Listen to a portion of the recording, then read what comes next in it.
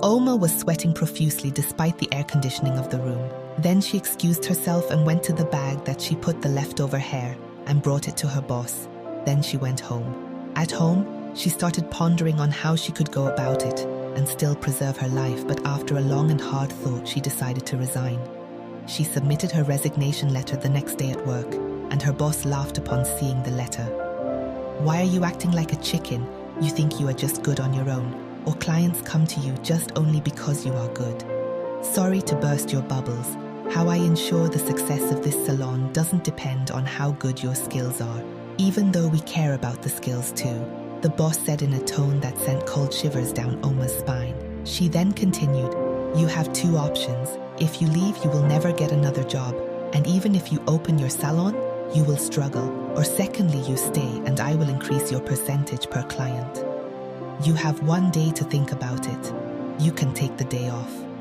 Oma couldn't say a word. She just bowed her head and stood up to leave. Then she didn't go home straight. She went to the elder of the town, Olowu. Olowu is the oldest man in that town and has lived the longest. She knew the only person that could help her was Olowu. But people aren't allowed to see him just like that, except he summons you. She mustered up courage to go see him. As she walked, she thought to herself, "It's better to die peacefully, knowing that Christy is exposed, than living with regret and pain." When she got to Olowu's house, his caretaker welcomed her warmly and told her Olowu has been expecting her since the previous day. Shocked, she asked, "Expecting me?" "Yes," the caretaker answered, leading her through the back door of the house into a small room. "But I never booked an appointment. I just came to book the appointment. How is he then expecting me?" Oma thought to herself. Then she entered the room. The room was filled with the atmosphere of peace. It was as though the heavy burden she had from the salon was lifted up. She felt so light, the old man then told her to sit. Oma sat on the floor as their sign of respect for the Olowu. He then told her, "The angels have told him that there's a dark energy in town, and the only person that can cure the town from the dark energy is her.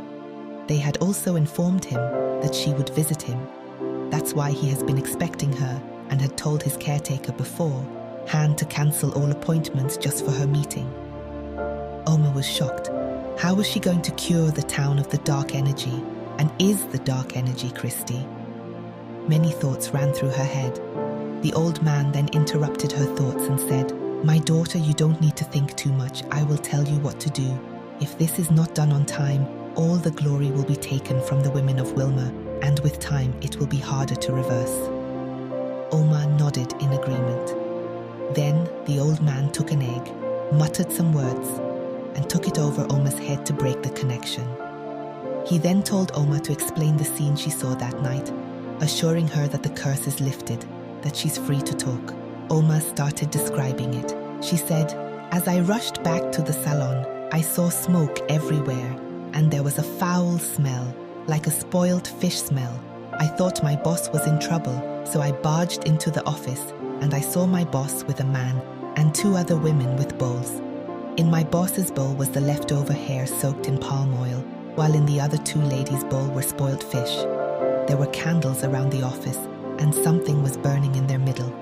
I don't know what it meant, I just ran out." The old man said, 3 of them are hairstyles, but the other 2 ladies are from another town. The man is the Glory Ripper, a demon angel that comes in form of a man. He feeds on glory, then awards whoever feeds him with wealth."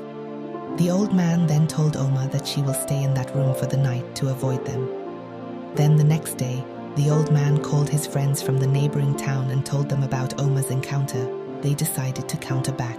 That night, the old man and Oma, together with his friends, went to the salon and met them performing the ritual. They neutralized the ritual, and the Glory Ripper disappeared. The next morning, Christy was exposed. She was made to walk round the town in disgrace with youths holding palm fronds and singing a song of shame. Oma was relieved, and she was awarded her own salon, which she worked hard to build it, and she made so much money that she sponsored herself in school. Her mom and siblings were proud of her, and they lived happily ever after. Like, share and comment for more interesting stories like this.